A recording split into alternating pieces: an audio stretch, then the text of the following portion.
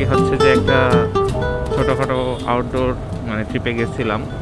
এটা হচ্ছে যে আমি এবং আমার আগের কোম্পানির কয়েকজন কলিগস মিলে এটা হচ্ছে যে বেস ক্যাম্পে গেলাম, এবং ওইখানে স্বাভাবিকই সফটওয়্যার ইঞ্জিনিয়ার একসাথে বসলে গল্প করলে কিছু কোয়েশ্চেন আসে, কিছু জিনিস আমরা কথা বলি। তো চলুন ভিডিওতে আপনাদের সামনে কিছু জিনিস শেয়ার করি যেগুলো হয়তো আপনাদের কাজে দিতে পারে। তো সেই জিনিসগুলোর মধ্যে একটা টপিক ছিল যে ওকে এআই তো চলে আসছে, অ্যান্ড এআই নিয়ে যে পরিমাণ হাইপ অ্যান্ড এভরিথিং, যারা মার্কেটে হয়তো অলরেডি 2-4 বছর কাজ করতেছে তাদের তো একটা মোটামুটি আইডেন্টিটি ক্রিয়েট হয়ে গেছে, বাট যারা জুনিয়র্স, ঠিক আছে, বা যারা ফ্রেশার্স, তাদের জন্য এআইটা কতটুকু থ্রেট। সো বেসিক্যালি যেটা ব্যাপার হচ্ছে যে আমি গত ভিডিওতে আপনাদেরকে অলরেডি মনে হয় একটু বলেছিলাম যে মার্কেট কিন্তু অলরেডি ধরেন যে মানে এটা ভ্যারি করতে পারে, ডিফারেন্ট মানুষের কাছে ডিফারেন্ট কাইন্ডস অফ ওপিনিয়ন আপনি পাবেন, বাট আমার যেটা অ্যাজাম্পশন ছিল মার্কেটে হইতেছে অলরেডি 20-30% দেখা যাবে ফ্রেশারদের ক্ষেত্রে মানে জব হয়তো শ্রিঙ্ক করতে পারে। There is a chance due to the মানে এআই এরা। তার কারণ স্বাভাবিক, কারণ এখন একটা ডেভেলপার বা একটা মিড লেভেল বা সিনিয়র লেভেলের ডেভেলপার কিন্তু এখন মানে এআইয়ের কারণে কি হবে, সে 3 জনের কাজ করতে পারবে একটা ডেভেলপার। এবং এটা খুবই মানে ন্যাচারাল, কারণ অলরেডি আমরা যে সমস্ত ডেইলি লাইফে যে কাজগুলো করি, আমাদের যে স্প্রিন্ট থাকে আপনারা তো জানেন, তাই না? আমরা ডিফারেন্ট স্প্রিন্টে কাজ করি। সো অলরেডি আমি এটার মানে ইউজ কেস আমি দেখতেই পাচ্ছি যে আমি আমার ডেইলি লাইফে স্প্রিন্টে যে সমস্ত কাজ নেই, দেখা যাচ্ছে সেই কাজ আমি এখন একজনই মানে আমি নিজেই 2-3 জনের কাজ করতে পারছি। এখন মজার ব্যাপার কি জানেন, একটু আগে একটা নিউজ দেখলাম। নিউজটা হচ্ছে যে আপনারা হয়তো সবাই আপনাদের লাইফে কখনো না কখনো টেইলউইন্ড সিএসএস ইউজ করেছেন, তাই না? সো মাত্র dev.to ওয়েবসাইটে একটা জিনিস চোখে পড়লো। এটা 9 তারিখে, অর্থাৎ এটা আজকেই কেউ পাবলিশ করেছে। সেটা হচ্ছে Tailwind CSS less of 75% of the engineering team as AI tool disrupt revenue model, এখানে টাইটেল। সো এটার ব্রিফ যদি আপনাদেরকে বলি, সেই ব্রিফ ডিসকাশনটা হচ্ছে এআই। সো টেইলউইন্ড যেহেতু একটা open source CSS library, and ওদের রেভিনিউ মডেল ছিল যে ধরেন different kinds of paid UI components বা যে সমস্ত ডিজাইন যেগুলো টেইলউইন্ডে তৈরি করা, ডিফারেন্ট কাইন্ডস অফ মডিউলস বা কম্পোনেন্টস বা ডিজাইন এলিমেন্টস। টেইলউইন্ডের বিজনেস মডেল ছিল যে কিছু পেইড ইউআই কম্পোনেন্টস ওরা সেল করতো, এগুলো সেল করে তারা রেভিনিউ গেইন করতো। কিন্তু এখন যেটা প্রবলেম সেটা হচ্ছে যে মার্কেটে এআই আসার কারণে সবাই হচ্ছে যে এই ধরনের যেই ডেভেলপমেন্ট বা সব কিছু কিন্তু এআই দিয়ে এখন একটা প্রম্পট দিয়ে করে ফেলছে। তাহলে কী হয়েছে, আর সেই কেনার কোনো রিজন নাই এখন মানুষজনকে এই ধরনের ইউআই কম্পোনেন্টসগুলো, কারণ আপনি এখন ফিগমার থেকে ডিরেক্টলি HTML CSS জাভাস্ক্রিপ্ট কিন্তু জেনারেট করে ফেলতে পারছেন। তাছাড়া আপনি এখন আপনার ভিশনটাকে যদি একটা প্রম্পটের মাধ্যমে লিখেন, আপনার কিন্তু খুব ভালোভাবেই সে ডিজাইনটাকে তৈরি করে দিচ্ছে। তাহলে কিন্তু আমরা একদম ফার্স্ট হ্যান্ড দেখতে পেলাম যে এআই কীভাবে ডিসরাপ্ট করতেছে এই ইন্ডাস্ট্রিটাকে, তাই না? পরে ভার্সেলের সিইও পোস্ট করেছে যে তারা টেইলউইন্ডকে লং টার্ম সাপোর্ট দিবে এবং ফাইন্যান্সিয়াল রানওয়েটা দিবে যাতে টেইলউইন্ড সার্ভাইভ করতে পারে। সো জাস্ট ইম্যাজিন, এত ফেমাস এবং এত পপুলার একটা ফ্রেমওয়ার্ক যেটা পৃথিবীর সমস্ত ওয়েব ডেভেলপার ইউজ করে, তাদের যদি এই অবস্থা হয় তাহলে ফিউচারে লেটস সে নেক্সট 5 years কী হবে? আমাদের মার্কেটটা একটু পিছায়ে আছে। সো আমি সবসময় এটা বলি আপনাদেরকে যে আমরা হয়তো নেক্সট 5 years রানওয়ে পাবো, যারা দেশি কোম্পানি আর কি।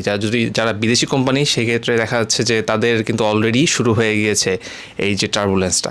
মানে এটাই আমাকে সেই অ্যাজাম্পশনটা ক্রিয়েট করতে মানে হেল্প করছিল যে আমি ধারণা করছিলাম যে হয়তো এই বছর বা নেক্সট 1 or 2 year দেখা যাবে যে যারা একেবারে ফ্রেশার বা নর্মালি কোম্পানির ট্রেন্ডটা হচ্ছে ফ্রেশারদেরকে হায়ার করে তাদেরকে ফ্রন্ট এন্ডে এক্সপার্ট করা হয় first 1 or 2 year, then front এন্ডে তারা যখন এক্সপার্ট হয়ে যায় তারা ফ্রন্ট এন্ড করতে করতে ফাইনালি তারা ব্যাক এন্ডে শিফট করে। এটা হচ্ছে একটা ট্রেন্ড, ইন্ডাস্ট্রি ট্রেন্ড। সো সেই কারণে দেখা যাবে এখন যে যারা অলরেডি ফ্রন্ট এন্ডের ধরেন যে এরকম এআই দিয়ে আমরা ফ্রন্ট এন্ডের সব কাজই করতে পারতেছি, মোটামুটি ব্যাক এন্ডের অনেক কাজই করতে পারতেছি, তাইলে কিন্তু সেই ক্ষেত্রে কিন্তু এই চাহিদাটা কমে যাবে। সো অবশ্যই যারা এখন ফ্রেশার আছেন তাদের জন্য কিন্তু মোর কম্পিটিশন মার্কেটে, কারণ এখন হচ্ছে যদি কিছু পার্সেন্ট জবও যদি হচ্ছে রিডিউস হয় তাহলে কিন্তু আপনাদের আরও বেশি কম্পিটিশন করা লাগবে। সো এই ব্যাপারে গত ভিডিওতে আপনাদেরকে আমি আরও ডিটেলসে বলেছিলাম। সো যাই হোক, এখন কথা হচ্ছে যে আমরা যখন গত আর কি যে ট্রিপে সবাই একসাথে বসে এই ব্যাপারে কথা বলতেছিলাম এবং তখন সবার অপিনিয়ন আমি শুনলাম যে সবাই কি বলে, সবার মতামতটা কী, এবং আমি মোটামুটি দেখলাম যে মানে সবার মতামতই কিন্তু মোটামুটি আমার সাথে অ্যালাইন্ড, এবং আমি যেই ধারণাটা করতেছিলাম সবার কিন্তু সেম ধারণা যে হ্যাঁ, যে যারা এআই রেডি না বা যারা ডেইলি লাইফে এআইকে ইউজ করে বা এআইকে টুল হিসাবে ইউজ করতে এখনও শিখে নেয় বা শিখবে না, তাদের জন্য কিন্তু মার্কেটে বেশি চ্যালেঞ্জ অপেক্ষা করবে। সো আপনাদেরকে অবশ্যই কিছু জিনিস নিজেদেরকে এমনভাবে গড়ে তুলতে হবে যাতে আপনি একটা অ্যাসেট হিসেবে আবার কামব্যাক করতে পারেন, এবং আপনার যেই ভ্যালু প্রপোজিশন সেটা যাতে এআই ওয়ার্ল্ডেও না কমে এমনভাবে নিজেকে আপনি গড়ে তুলতে পারেন বা গড়ে তুলতে হবে আপনাকে। সো কীভাবে আপনি এটা করতে পারেন? সো দেখা যাচ্ছে যে আপনাকে কিছু কি ফ্যাক্টরস বা কি সাইডসে আপনাকে ফোকাস করতে হবে, যেমন আপনার প্রবলেম সলভিং, এবং সেকেন্ড হচ্ছে যে আপনার সিস্টেম ডিজাইন বা আর্কিটেকচারাল যে সমস্ত মানে ডিসিশন মেকিং যে আপনার প্রসেস, এটাকে আপনাকে আরও ইমপ্রুভ করতে হবে। হ্যাঁ, আই নো আপনি ফ্রেশার হিসেবে হয়তো আপনার এত কিছু নলেজ থাকবে না, বাট আপনি সিস্টেম ডিজাইন অ্যান্ড প্রবলেম সলভিংয়ের ভালোভাবে পড়াশোনা করতে পারেন এবং রিসার্চ করতে পারেন, কারণ আপনি যখন এই দুইটা ব্যাপারে এক্সপার্ট হয়ে যাবেন তখন কিন্তু আপনি ধীরে ধীরে আরও কমপ্লিকেটেড সলিউশন ডিজাইন করতে শুরু করবেন বা শুরু করতে পারবেন in future, let's in couple of years. So সেই ক্ষেত্রে কী হবে, আপনাকে যখন ইন্টারভিউ নিবে তখন আপনার এই ধরনের স্কিলগুলো, যেটা হচ্ছে সিস্টেম ডিজাইন, প্রবলেম সলভিংয়ের, যদি আপনার ভালো নলেজ থাকে কোম্পানি, আপনাকে কিন্তু একটা বেটার ক্যান্ডিডেট হিসেবে তারা ট্রিট করবে। সো অবশ্যই আপনার system design and problem solving এবং আর্কিটেকচারাল যে সমস্ত পয়েন্ট অফ ভিউ আছে এগুলোতে আপনি ফোকাস দেওয়াটা কি একটা সময় এখন। সো অবশ্যই এদিকে আপনি ফোকাস করবেন। সেকেন্ড হচ্ছে যে কিছু প্রজেক্টস ক্রিয়েট করা, কিছু বেটার প্রজেক্টস, যেগুলো ধরেন যে আপনি বলতে পারেন যে কিছু ডেইলি লাইফে কিন্তু আমরা অনেক ধরনের সফটওয়্যার ইউজ করি, তাই না? সেই সফটওয়্যারের মধ্যে কিছু ক্রুশাল ফ্যাক্টর আছে, যেমন সার্ভিস বাস, মেসেজ ব্রোকার, অথেন্টিকেশন, ঠিক আছে? এই ধরনের জিনিসগুলো কিন্তু আমরা ডেইলি লাইফে অনেক অনেক অনেক ইউজ করি, মানে লাগবেই, তাই না? মেসেজিং সলিউশনগুলো, different kinds of HTTP protocols নিয়ে আমরা যেগুলো কাজ করি, তারপরে ডিফারেন্ট কাইন্ডস অফ ইমেইল সার্ভিসের সলিউশনসগুলো, এছাড়া ক্লাউডের ডিফারেন্ট কাইন্ডস অফ জিনিসগুলো থাকে। সো আপনি হয়তো ফ্রেশার হিসেবে সব কিছুতে এক্সপার্ট হবেন না, বাট আপনার এগুলা সম্পর্কে মানে ব্রিফ আইডিয়া থাকা লাগবে। আপনি জানবেন যে কোথায় কী আছে, কোনটা করলে কি হয়, এবং এগুলো জানানোর জন্য কিন্তু আমরা আছি। এই যে ধরেন আপনাদেরকে বলতেছি যে কী ধরনের জিনিস আপনাকে জানতে হবে। সো এই ধরনের বেসিক জিনিসগুলো আপনি যদি ভালোভাবে জানেন তাহলে কিন্তু আপনার জন্য অনেক এটা বেনিফিশিয়াল হবে। সো ইট উইল শো যে আপনি আসলে রিয়েল লাইফ প্রজেক্ট করতে পারেন, ঠিক আছে? রিয়েল লাইফ প্রজেক্ট যদি করতে পারেন, দ্যাট মিনস কোনো কোম্পানি যখন আপনাকে মানে ইন্টারভিউয়ের জন্য ডাকবে বা আপনাকে ইন্টারভিউর জন্য কনসিডার করবে, তারা দেখবে যে হ্যাঁ, আপনি তো অলরেডি কোডিং করতে পারেন। অ্যান্ড এটা অনেক ইম্পর্টেন্ট কেন জানেন? ইম্পর্টেন্ট হচ্ছে যে এখন আসলে এআইয়ের কারণে দেখা যাচ্ছে সবাই ভাইব কোডিং করা শুরু করছে। সবাই ভাইব কোডিং করে করে অবস্থা খারাপ, মানে যে কোনো কমান্ড দিলেই তো এখন মোটামুটি, বা একটা প্রম্পট দিলেই তো মোটামুটি সে কাজ করে ফেলতেছে, তাই না? সো এই কারণে দেখা যাচ্ছে যে মানুষজন কিন্তু এখন ওই রিয়েল লাইফ যখন প্রবলেম দিতেছে তখন আর সে সলভ করতে পারতেছে না, কারণ ওই যে সব হইতেছে দেখা যাচ্ছে ভাইব কোডিং নিয়ে এখন মাতামাতি আর কি। সো থার্ড পয়েন্টটা এখানেই যে আপনাকে আসলে এআইকে অ্যাজ এ টুল বা অ্যাজ অ্যান অ্যাসিস্ট্যান্ট হিসেবে আপনাকে ইউজ করতে হবে, রাদার দেন আপনার কমপ্লিট পাইলট হিসাবে।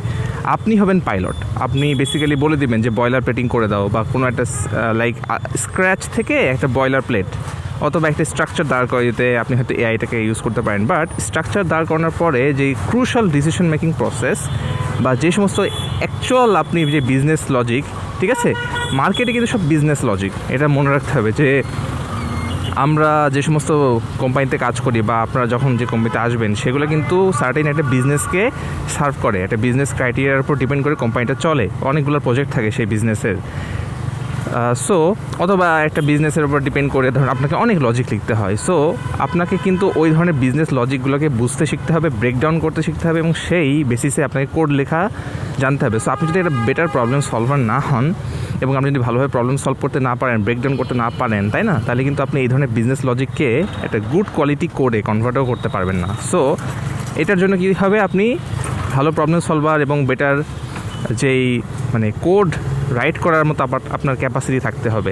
কারণ আপনি যদি শুধু এআইয়ের ওপর ডিপেন্ডেন্ট থাকেন যে এআই যা লিখে দিল, এআই কিন্তু অনেক সময় অনেক মানে কী করে এফিশিয়েন্ট ওয়েতে কোড লিখে, যে কোডটা আসলে হিউম্যান রিডেবল না। আপনি হিউম্যান রিড করতে গেলে আপনার অবস্থা খুব খারাপ হয়ে যায়। কিন্তু আপনাকে মনে রাখতে হবে, আপনাকে কিন্তু অবশ্যই রিডেবল কোড লিখতে হবে, যাতে আপনি যে কোড লিখছেন, আপনি যদি কোম্পানিতে না থাকেন, ইনফ্যাক্ট আপনি যদি না বুঝেন সে কোডটা, তাহলে কিন্তু প্রবলেম। সো অবশ্যই আপনাকে কিন্তু এআইকে সেইভাবেই ন্যাভিগেট করতে হবে এবং টুল হিসাবে সেইভাবেই অ্যাসিস্ট করতে হবে, যাতে বেটার কোডটা আপনি আউটপুট হিসেবে প্রডিউস করতে পারেন। এবং ফোর্থ যে পয়েন্টটা, সেটা হচ্ছে যে কোড বুঝতে পারা। এখন প্রবলেম হয়ে গেছে যে আমরা আসলে মানে এত বেশি কোড জেনারেট করতেছি এআই দিয়ে, এবং কোড জেনারেটের আসলে হার এতই বেশি, আমরা এখন কোড একটা কমান্ড লিখলেই তো, একটা প্রম্পট লিখলেই তো কোড রেডি। সো কী হচ্ছে আসলে, আমাদের ওই কোড পড়ার যে অ্যাবিলিটিটা ধীরে ধীরে হারিয়ে যাচ্ছে। আমরা দেখা যাচ্ছে এখন মানে অনেকেই যেটা হয়েছে যে জানি ইট ওয়ার্কস, সো যেহেতু এটা কাজ করে, আমার আসলে বোঝার কোনো দরকার নেই, এরকম একটা টেন্ডেন্সি অনেকের মধ্যে হয়ে গিয়েছে। কিন্তু এইটা ঠিক না, আপনাকে কোড বুঝতে জানতে হবে, কোড পড়তে জানতে হবে, ঠিক আছে। কোডের রিডেবিলিটি আপনাকে একটা ভালো পর্যায়ে নিয়ে যাইতে কিন্তু পারবে, কারণ আপনি যখন কোড বুঝতে পারবেন বা কোড পড়ে কোডের অ্যাকচুয়াল সারমর্মটা আপনি পারবেন, তখন কিন্তু আপনি একটা বেটার ইঞ্জিনিয়ার হিসেবে সবার মধ্যে ডিটেক্টেড হবেন। যেভাবে প্রতিনিয়ত একটার পর একটা এআই মডেলস রিলিজ হচ্ছে এবং একটার পারফরমেন্স আরেকটা থেকে দেখা যাচ্ছে অনেক গুণ বেশি, তাহলে কিন্তু আসলে একটু চিন্তিত হওয়া খুবই স্বাভাবিক। এআই কি সফটওয়্যার ইঞ্জিনিয়ার্সকে রিপ্লেস করে দিবে? আপনার আসলে কি মনে হয়?